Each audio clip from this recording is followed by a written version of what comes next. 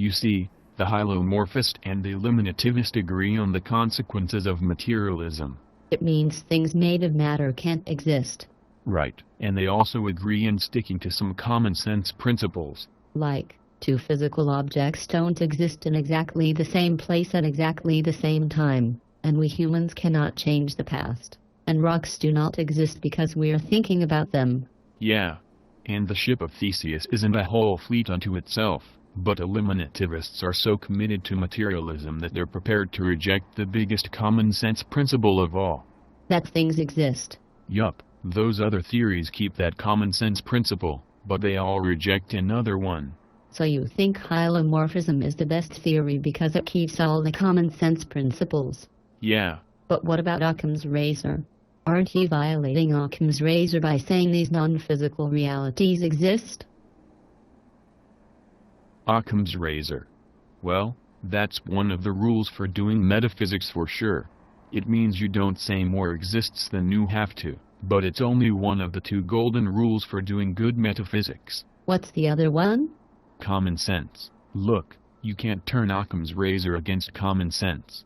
It is itself a common sense principle. But common sense can be wrong. Sure.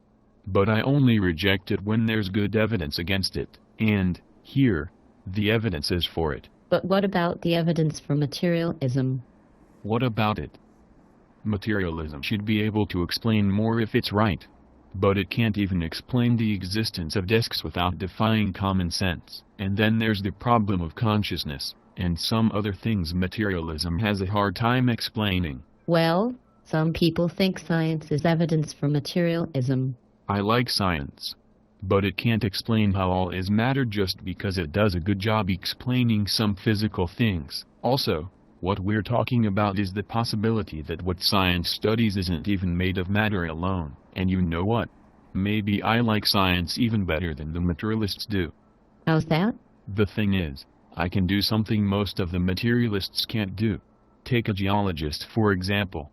Okay.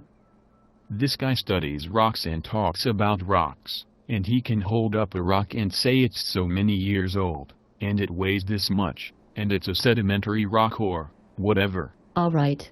And he thinks it's real, and it's the same rock it was 2 minutes ago, and 2,000 years ago, and it's only one rock, and he thinks it exists independently of our minds. And he thinks it was made by certain natural forces and not by our thoughts. Okay. And what I can do that those materialists can't do, is... Yeah? I can actually believe him, and I do believe him.